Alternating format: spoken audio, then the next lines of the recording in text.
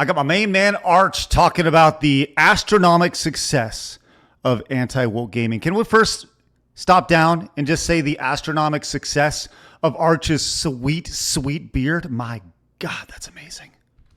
Entertainment is being forced, dragged, kicking and screaming to appeal to the Chuds yet again, both in terms of marketing and the themes of their games, their TV shows and their movies, because, as it turns out, they're the only ones who are willing to pay for this stuff.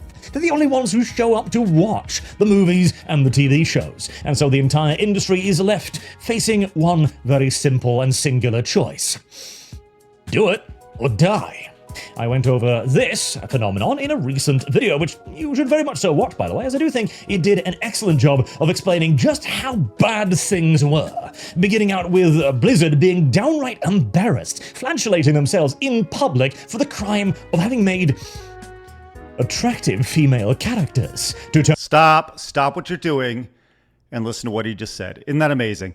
This is one thing that I don't think people, and especially the Chuds or the just normal dudes, understand. The amount of spending power, the buying power that you own, that you command in this space. And now, for the first time in a long time, these companies, man oh man, are they feeling it. And it's awesome. Turning around and doing just that, in fact forcing a very gay man to design a hot woman specifically, because that's what the Chuds wanted. But this is but half of the solution to our currently ongoing cultural conundrum. The other half is finding products that are actually willing to do this from the beginning. Not as a desperate half measure to stay alive, like what Blizzard is doing, but rather as a part of their design, theory, and ideology. Enter Swords and Slippers. This game has been making quite a lot of wave over the last few months, or about a year or so ago since its announcement. It is still in very early development, mind you, with no release date out as of yet, but its marketing has been very, very effective. First and foremost, this is obviously a game aimed squarely at the male gaze, with all of the accoutrements you would expect from such a video game. But even more importantly than the boobs and the butts, though they are quite lovely, is the developer's stance. Now, the original post here is no longer available, and that tells you just about everything you need to know. The account owner limits who can view this post. But the developer's response: you are not the audience we're building for. Nobody here is interested in your agenda. Okay, we talked about this on our show when this happened, and man, oh man, was this, I'm sure this is where Arch is going to go with this. This is the way to handle this. When somebody says, why don't you do it? You say, this is not for you. You go over there. And you know what? I don't care if you're left, right, in between, gay, straight, whatever. That's how you respond. Hey, look, we're making this for this audience. This clearly isn't for you. Swords and Slippers got that. And I'll tell you what, he probably, I don't know how much money that individual response made right there, but it made them a ton of money. That does more than 1,000 bouncy pillowy asses to appeal to me, okay? As that shows us that the developers are making this game to actually appeal to the men. They don't give a shit about the currently ongoing wokeist agenda. It is irrelevant to them, and that is far more valuable than any late turn like what Blizzard is doing. And the next step then is to reward games like this. And the best part is, we don't even need to do anything. This is what has always sold and will always sell, as demonstrated by the post having 27.3 million views, 11,000 retweets, 175,000 likes, and 58,000 bookmarks. This is an entirely organic process that has been held down and strangulated for the last 20 years through, make no mistake, entirely artificial means. It has produced 250,000 plus Steam wishlists. And again, whilst the game is very much so early in development, the gameplay that is currently available looks pretty damn good. It's a relatively basic hack and slash game with loads of combos, jumping, dodging, the classic enemies, big guys with swords and shields, etc. Okay, it's not trying to reinvent the wheel, and I've been saying repeatedly, we don't need that right now. I've talked about this at length on our show. We're not that smart. At the end of the day, just make a game fun, make a game easy to look at. You don't need to reinvent the wheel. You truly don't. We've seen some of the biggest games over the last couple of years. Stellar Blade didn't reinvent the wheel. It was just fun to play. It had a great looking character. And you know what? It sold droves. And that's what's going to happen with Swords and Slippers. Unless this game is an absolute train wreck, what I do not think they're going to allow this game to be. Unless it's an absolute train wreck, this game is going to sell millions of copies based solely off the marketing. I've said this a million times. You have to make whatever is your protagonist, your trailer, whatever you want to draw, whatever you want your first impression to be of that game, it has to be, that's the first thing that people are going to get. They got to walk through the door. They got to say, that's attractive, and then walk on in and check out the rest of it. If you see an ugly character right off the bat, unless it's designed specifically to be ugly and not just like acceptable, right? If it's designed to be ugly, like an orc or something, but it can still be cute, you got to draw people in. And that's what beauty does. It's no secret. Sex sells. It will always sell. Swords and Slippers gets it. Innovation has its place. Revolution has its place. It's not 20 years into an entertainment drought. I just want a good video game. Now, that's literally all I desire. And this looks like it's promising exactly that. Better still, you might think that you're simply playing as the women, right? No. Between runs, the heroines come home to the castle and to you, Prince Charming. Win their trust, uncover their secrets, and let your choices shape each heroine's story. Romance them if you like, but mind your cursed charm or affection curdles into dangerous obsession. Real quick, look at this gameplay here. Look at these gifts that they put down here. They know what they're doing. They know what they're and who they're making this for. Basically, this is an offline, single purchase waifu game. The hack and slash gameplay has my attention. Now, you have my undivided interest as well. And hey, I've been bringing on, repeatedly now, authors from the male romance genre, the harem lit RPG genre, specifically because I think that is something that we need to bring more cultural understanding and acceptance of. Because it's probably rather healthy for young men, particularly in today's environment, to know what romance is supposed to look like. Now, I doubt this game is going to be quite as detailed as perhaps the full-on authorial works, but again, this is obviously a video game for men, for the male audience, and being very unapologetic about it, and being rewarded for it as well. We have... Real quick, he said that, yes, this is designed for men, but you want to know who the biggest fans of this game are going to be? The women. The cosplayers who go and they're like, I want to be her. I want to dress like her. The cosplayers are going to explode from Swords and Slippers. I'm telling you, it's going to be massive. They're going to do all sorts of free marketing. You know it. If you've ever been to a con, you know exactly what I'm talking about. Yet further examples of that too in the video game Knight's Path. This is another game that is simply deciding to go, well, you know what we haven't had for ages? Simple adventures. So we're going to make you a knight. And we're going to have you in our world, slaying demons, giant monsters, fighting mythical entities, and rescuing damsels. Full-on romance option and the works. It's another game that has been under a lot of fire from the progressive crowd for being, well, a male power fantasy, for being oriented towards straight white male, the least represented group in gaming right now, and also the most frequent, weirdly enough. What a weird statement. I'm sorry.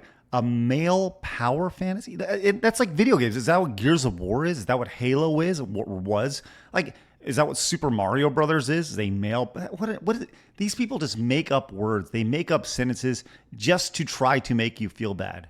Don't. 5 million views in that official gameplay trailer right there. It's too pulling a lot of attention, which translates into a ton of wish lists. 400,000 wish lists here on August 1st. That is pretty damn good. Now, of course, wish lists do... For essentially making the today version of... What's that stupid game with... What's the stupid game on the Nintendo Entertainment System I'm talking about? Not Golden Axe. Wizards and Warriors. Essentially making Wizards and Warriors, or just Warriors, where you're a knight and you're killing things and you get the damsel and just like, what a simple premise. You execute it well, you are rewarded. Do not necessarily translate into sales, mind you. In fact, we have the antithesis example of these video games. 1348 ex voto, the precise opposite. It's not about men, it's about a lesbian knight rescuing her lesbian lover from evil white men in Italy. It was also diametrically opposed to the previous two examples politically, as both Knight's Path and Swords and Slippers have very clearly and vociferously stated that they are interested in, again, shocking surprise, the male audience, and showing active disgust for the people attempting to politicize this nonsense.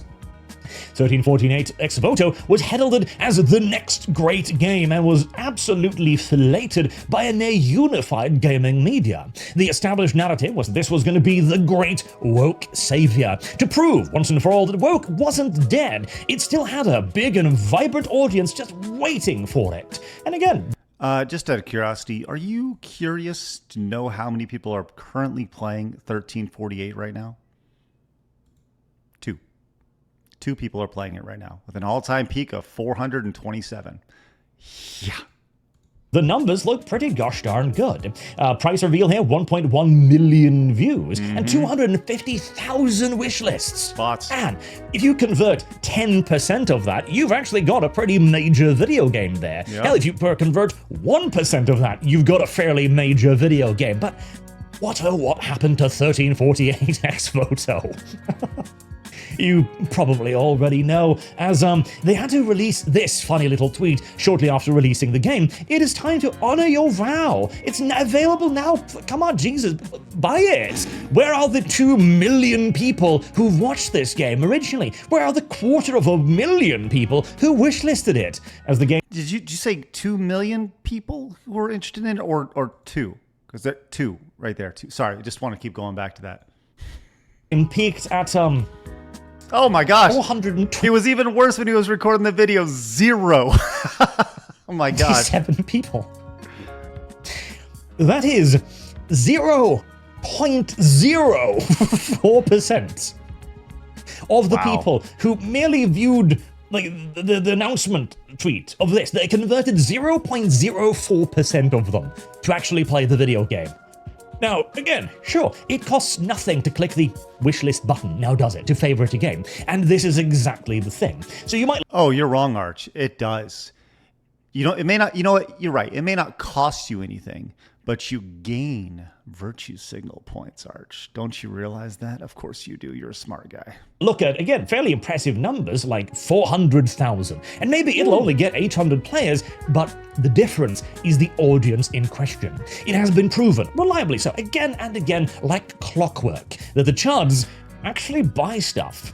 They actually show up for the video games that appeal to them. They are literally the demographic that makes or breaks games these days. We've seen that throughout movies, TV shows, video games, everything. This has been a virtually ironclad rule with very few examples of exceptions. And indeed, the only few exceptions have been the handful of woke games that have actually been good, and so still attracted the Chud demographic who went, I don't like the politics, but it's a good video game. At the end of the day, that's kind of the important thing. You know what is the best thing about that? Is that the video game developers who are the complete opposite, the total disconnect between the Chud audience with the buying power and the developers, that drives the developers crazy. Now, the publishers, they don't care. Well, the money behind the games, they care. They want to deliver, right? But the developers who are making these games, oh my gosh, it drives them crazy that you are the make or break for their game. It drives them up the wall, and I bet it makes you feel good too. So, the big question here then is, how will this convert? A Knight's Tale, 400,000 wish lists. Swords and Slippers, 250,000 at the moment. That's probably going to increase quite a bit, I imagine.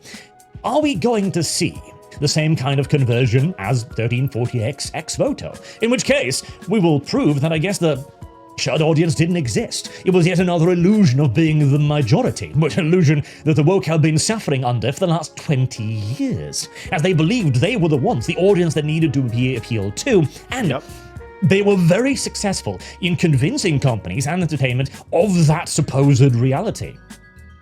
But I don't think that's going to happen. I'm pretty sure that when a game like this gets 250,000 wishlists, when a game like Knight's Path gets 400,000 wishlists, barring these being terrible games, mind you, and that is always a possibility, 1348 X-Voto wasn't merely woke, it was pretty garbage as well, which contributes to its failings, make no doubt about it. Which, by the way, speaking of, mostly negative from a review perspective, mixed overall. This is all the players here. Man, this is only just a few months ago, and it is dead on arrival. Let's go finish this up with Arch. Knight's Path will... If you guys haven't yet, do me a favor, hit that subscribe button, and we'd love for you guys to stick around for more reactions and more of the show with me.